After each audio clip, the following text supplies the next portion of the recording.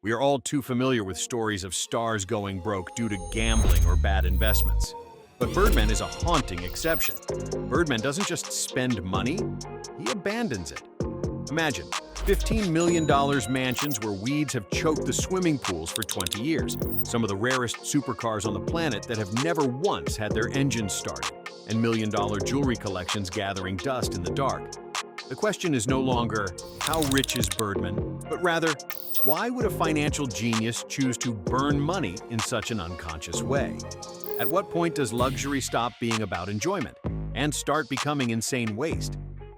To understand why Birdman spends money as if the world were ending tomorrow, we have to travel back in time to the volatile, crime-ridden streets of New Orleans in the 70s and 80s. This isn't just a story about wealth. It's a story of a traumatized psyche trying to use luxury to fill the black holes of the past. Brian Williams was never born with a silver spoon. According to accounts in the Cash Money documentary Before Anything, his life was a relentless series of tragedies.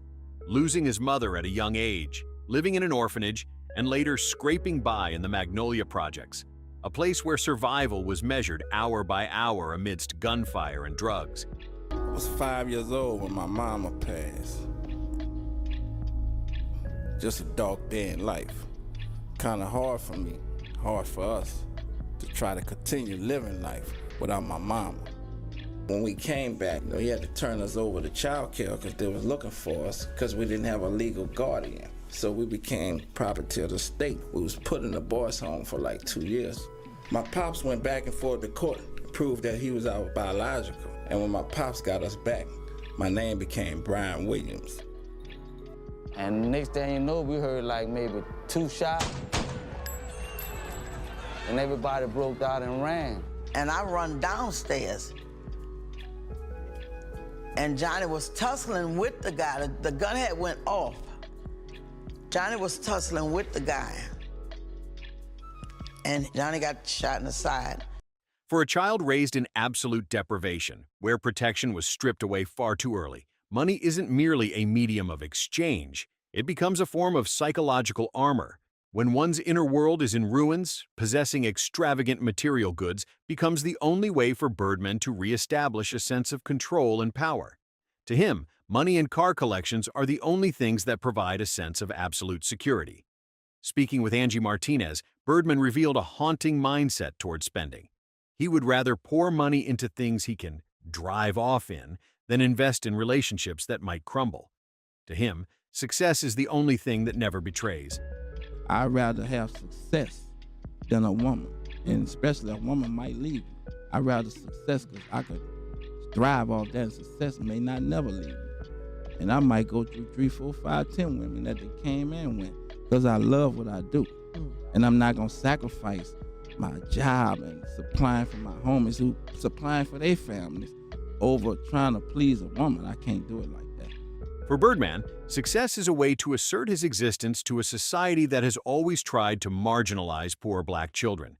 Every supercar he owns is more than just a vehicle. It is a trophy in the war against the contempt of prejudice and a destitute past. Because of this, his vision of a life of luxury was shaped early on, as recounted by his childhood friends. He told one of my best friends when they was in junior high, like, I'm gonna be a big-time rapper mogul one day. I mean, he called it. He was in the 8th grade when he called that shot.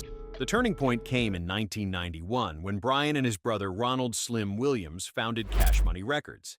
They didn't just make music, they built a financial empire.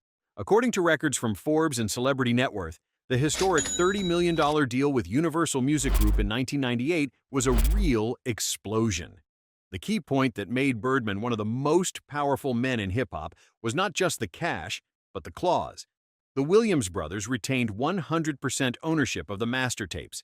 This was the goose that laid the golden eggs, helping Birdman's net worth reach the $100 to $150 million mark at its peak. With this fortune, Birdman ranked only behind Sean Puffy Combs, Jay-Z, and Dr. Dre in the rapper world. When the cash flowed in like a waterfall, a phenomenon that psychology today analyzes as overcompensation began to rise strongly.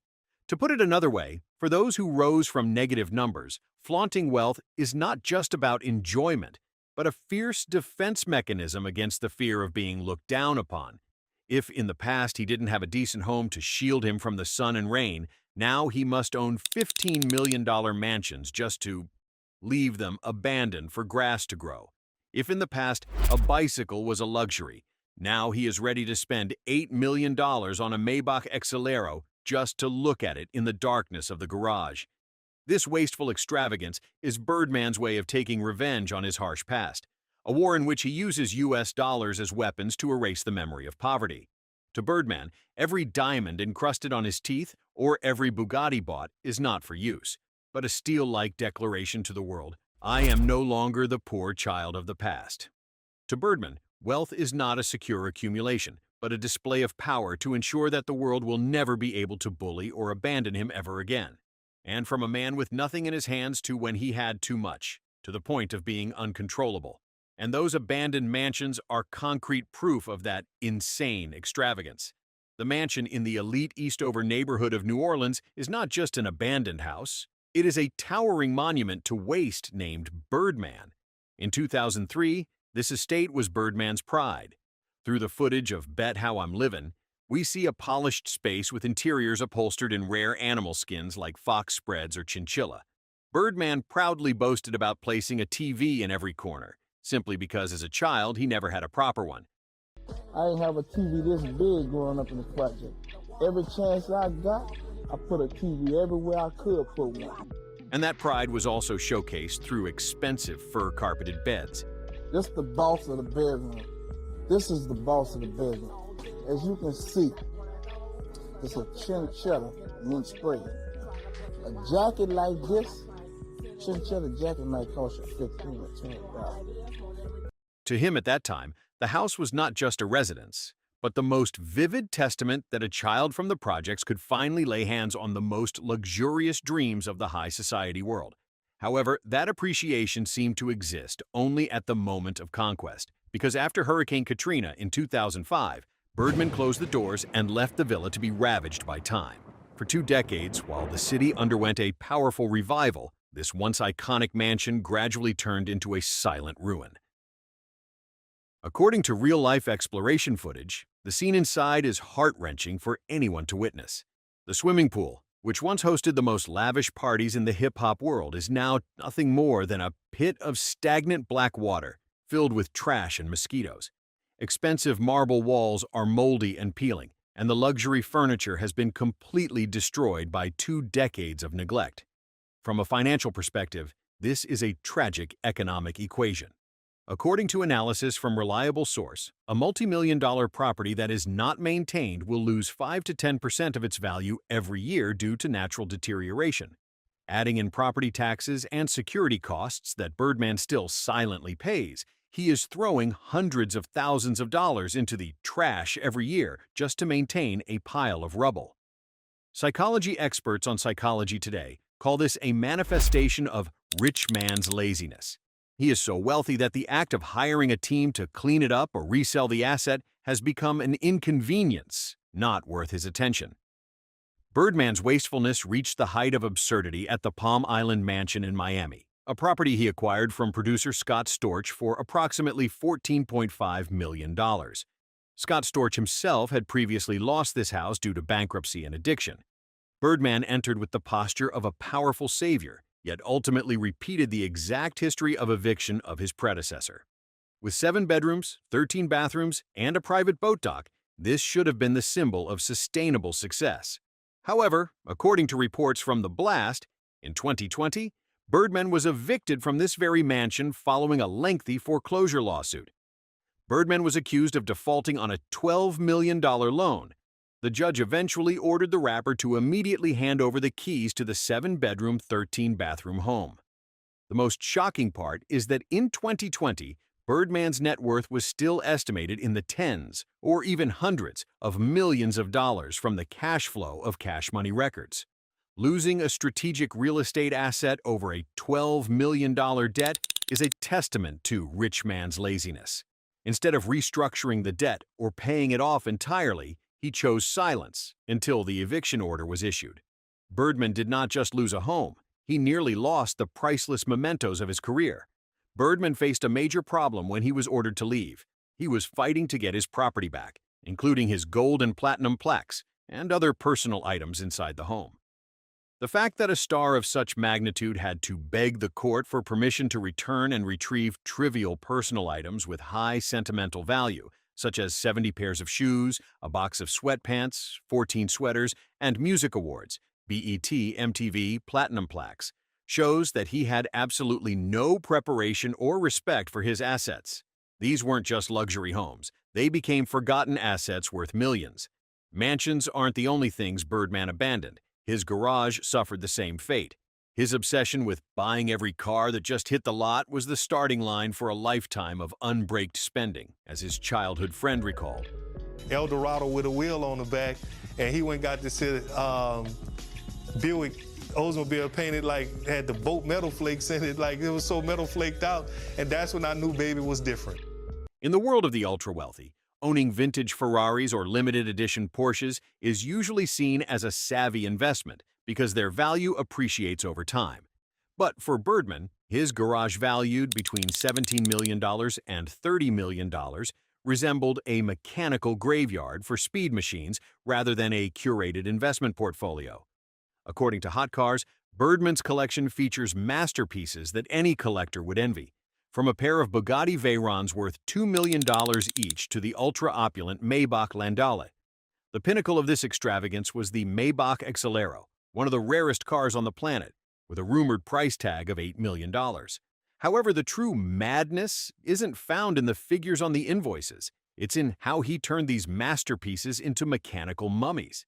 Birdman has a habit of buying in bulk. He's been known to snap up 5 Rolls-Royces at once just to have different colors to suit his mood, or simply to match his outfit for the day. This absurdity comes with a staggering price tag. Just replacing a set of tires for a Bugatti costs between $30,000 and $40,000. Birdman spends millions annually on insurance and maintenance for a fleet where the odometers sit at near zero. While wise investors would dump that capital into the S&P 500 to let their wealth compound, Birdman's money evaporates with every layer of dust that settles on a hood. He leaves batteries to die and tires to rot in the dark. At some point, it stopped being about driving and became about owning for no reason. Leaving the dust-filled garage behind, Birdman's extravagance continued to seep into his very teeth and wrists, where diamonds ceased to be mere jewelry and became, quite literally, dead cash flow. Birdman escalated the concept of bling-bling to an extreme, transforming himself into a walking display case with $20 to $30 million worth of assets hanging off his body. According to reports from Curtis M. West, the stuntman took dental hygiene to a surreal level. He owns diamond grills valued at totally over $500,000. To put that in perspective, that is more than the median price of a family home in the United States, all sitting inside his mouth. This is paired with a collection of iced-out Hublot and Rolex watches so densely encrusted with diamonds that the original metal casing is completely obscured. The key point that makes this habit so irrational is that Birdman doesn't buy jewelry for aesthetic accents. He buys dozens of chains and rings with nearly identical designs just to assert his status. Yet behind that shimmer lies a bitter financial twist. From the perspective of jewelry appraisal experts, custom jewelry favored by rappers is among the world's least liquid assets. The moment a diamond is drilled to be set into a watch according to personal whim, its resale value immediately plummets by 30 to 50%. For Birdman, this is not liquid wealth, but imprisoned cash. When legal troubles struck, most notably the $51 million lawsuit with Lil Wayne that I will share with you later, he could not easily convert these unique items into cash without incurring massive losses. While the smart rich use money to create shadow power and sustainable influence, Birdman chose to use jewelry to scream his wealth. Ultimately, those tens of millions of dollars were simply nailed into non-yielding luxury goods, turning into the most expensive yet most useless toys in his asset portfolio. Most people buy jewelry to wear. Birdman buys it to prove something.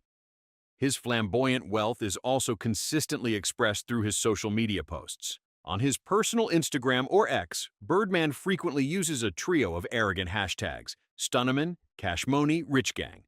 Stunneman represents the ego of a notorious show-off. Cash Money is an assertion of the bottomless, money-printing music empire that helps him burn millions of US dollars in the garage without regret. And Rich Gang, the symbol of a super-rich gang, where poverty is completely eradicated. Altogether, they form a declaration. I am rich. I have the right to be arrogant.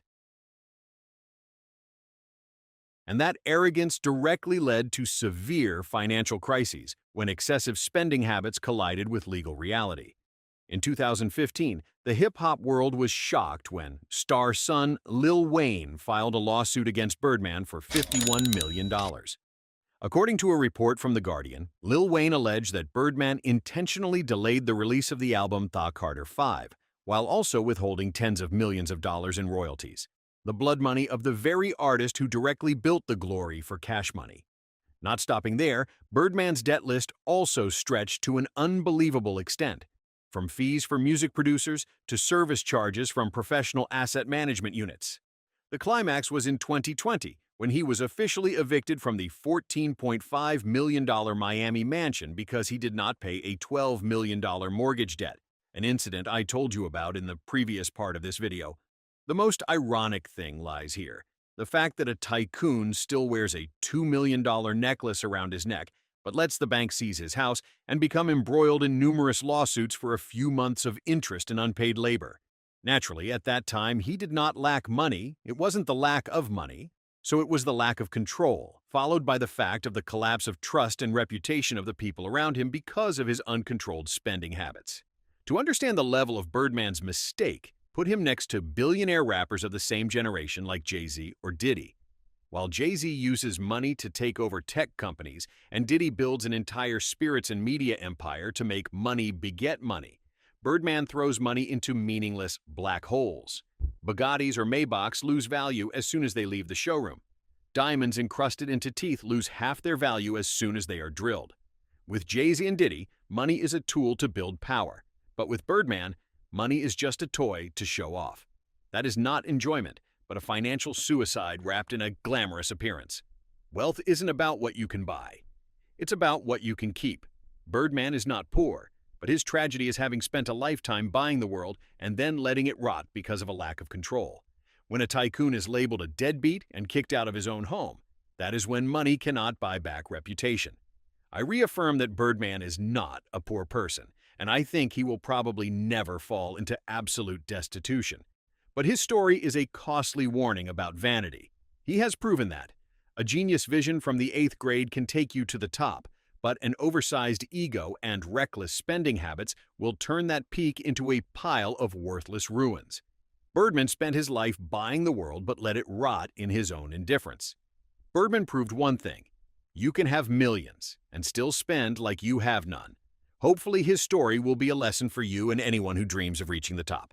Thanks for your listening.